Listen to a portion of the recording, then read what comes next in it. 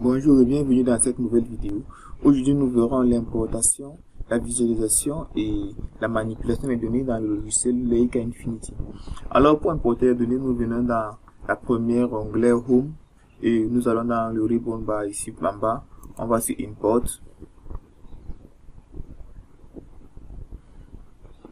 Et une fois qu'on y est, ça va nous ouvrir la dernière page là où on était pour importer les données. Alors moi, dans mon cas, je suis dans le dossier Linux. Je vais d'abord prendre les données de ma base. Pour ce faire, je fais un clic gauche sur la première base, sur le premier élément. Ensuite, je descends jusqu'à la fin, je maintiens le bouton Shift et je choisis le dernier élément pour pouvoir faire une sélection de tous les éléments compris entre le premier et le dernier. Et ensuite, on appuie sur Import et on patiente quelques instants.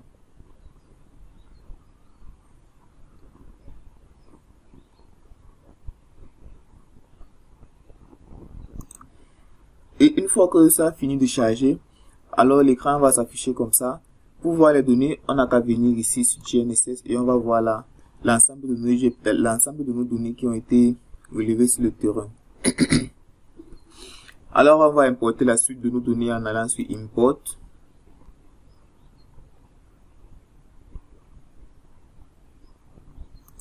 Cette fois-ci, on va prendre les mobiles. Et on va faire la même chose, on sélectionne le premier. Et on descend jusqu'en bas, on appuie sur Shift pour prendre le dernier.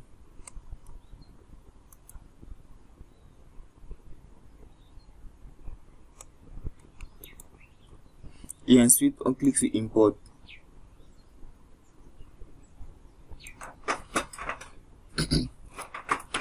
Une fois que ça aura fini de charger, on patiente un peu que ça initialise et les données s'affichent en dessous. Alors vous verrez, les données sont un peu classées en désordre. Alors ce qu'il faut faire ici, c'est les arranger, c'est les classer suivant l'ordre d'apparition. Pour classer nos données suivant leur ordre d'apparition, alors ce que nous devons faire dans ce cas, c'est venir prendre la petite barre ici.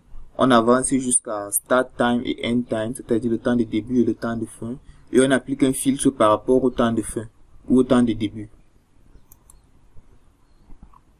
pour pouvoir les réorganiser. Et nous voyons que si on applique un filtre par rapport au temps de début, comme le filtre est inversé, tout ça va venir s'inverser ici. On réapplique encore le filtre de l'autre côté.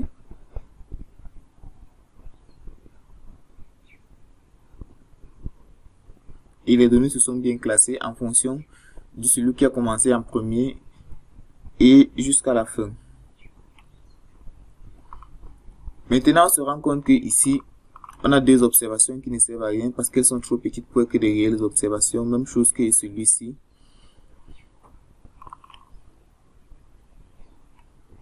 Pour ce qui est de l'importation des données, je crois que nous avons fini. Maintenant, au niveau de la manipulation des données, la visualisation des paramètres des données. Si on clique par exemple sur les données ici comme étant le plus long et étant été sur le terrain, je connais qu'il est mon point de base.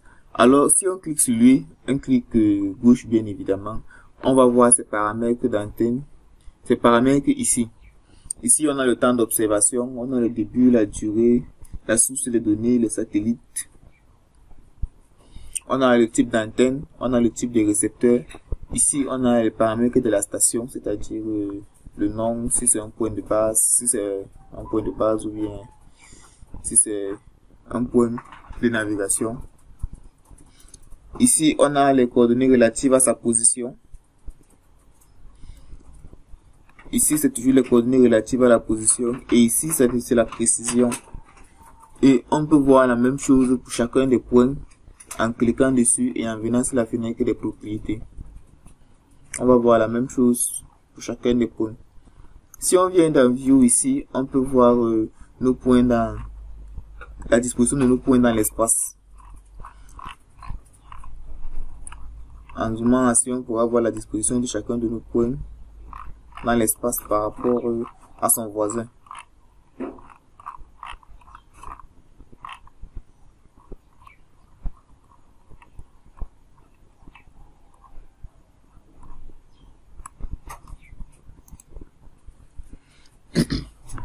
Alors à la prochaine vidéo, nous verrons comment définir pour le point de base les mobiles, comment modifier les coordonnées de la base et comment calculer le projet. Merci de nous avoir suivis jusqu'ici et bonne journée.